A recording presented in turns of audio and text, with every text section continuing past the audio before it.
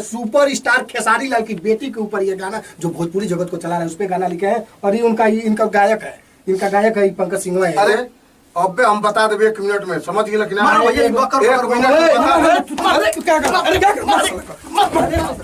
नमस्कार, प्रणाम प्रणाम। देखिए हम हैं झुनझुन रिपोर्टर और चल रहे हैं यहाँ पे रिकॉर्डिंग। भैया ये रिकॉर्डिंग कर रहे हैं और देखिए यही है पंकज भाई, इसको गाँव में हम ढूंढ के आए हैं। ये पंकज सिंहवा है। देखिए खेसारी लाल, सुपर स्टार खेसारी लाल की बेटी के ऊपर ही गाना गाया है। इतना चुतिया आदमी है। अरे भाई का हो?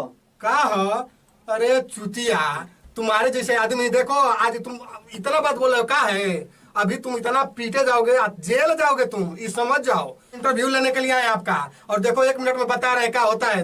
तन भैया ये हटिएगा, ये दोनों बूफर सैया चोरी जाते। देखिए साला इतना चूती आदमी है। अभी हम आए हैं, अब इतना बोलने के बाद यहाँ पे भच बोले हैं, फिर भी दुकान बूफर और सुफर वाला गाना ये गा रहा है। कौन आने दिया? पहले कौन आने दिया है?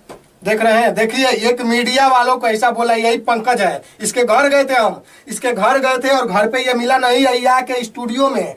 बताइए सुपर स्टार जो खेसारी लाल, पवन सिंह, निरहू जो भोजपुरी जगत के स्टार हैं, आज खेसारी की बेटी पर ये गाना इतना बढ़ता गया है ये आदमी, और बात कर रहे हो। इतना तुम्हारे पास पावर गया, खाने का ठिकाना नहीं।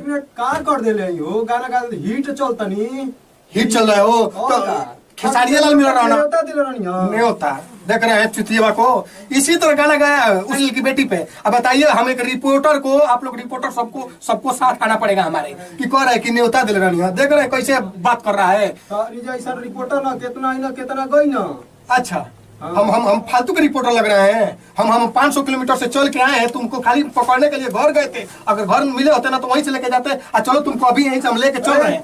रुका दिमाग टेंशन बाटे, मूड ऑफ बाटे बे, ना तो सब की तरीके उतार दे। चलो बाहर चलो, देख रहे हैं। चलो, अरे देखिए कैसे गरमा रहा है। करे चल ठीक बा, राइटर से बतियाओ, राइटर को बुलाई अपनी। तो बोला राइटर, चलता तू बाहर आओगे ना, बाहर तुम बात कर रहे हो। ऐसा हाई कलरिया छोड़ा तरी ऐसा बहुत देख ले बानी। आराम से बैठो, बुलाओ अपने राइटर को, बुलाओ। बोला अपने राइटर को, बोला 1 मिनट बुलाओ।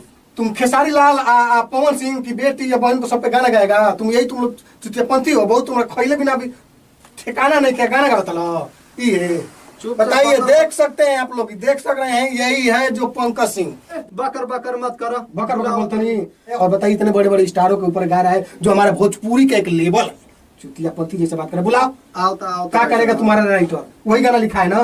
हाँ तो बुलाओ ना। आ रहा है फोन लगा रहा हूँ। नसिया धोवा देंगे थर्मा प्लेट। देख बकर हाँ पहले इत्मीनान से बैठी है। आप ही गाना लिखे हैं इसका? हम ही लिखे हैं, बोलिए हम ही लिखे हैं। इनको शर्म नहीं आ रहा है? सुपर स्टार खेसारी लाल यादव की बेटी पे ही गाना लिखे हैं। पंकजवा सिंहवा है। हम सामने बोलते हैं, मीडिया वाला कभी डरता नहीं है। अगर कोई मीडिया वाला नहीं है तो हम सामने आज खड़े हैं, लेकिन शर्म नहीं आ रही है आपको?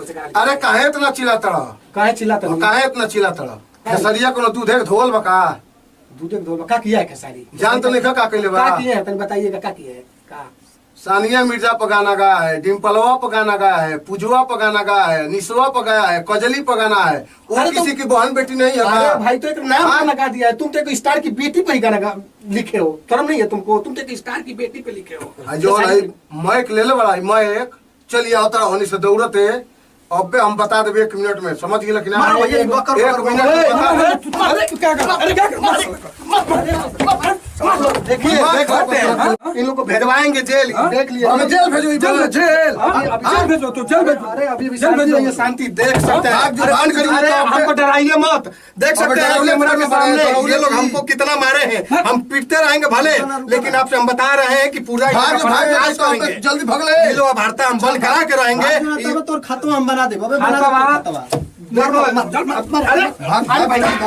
ठीक है, हम जा रहे हैं। ठीक है।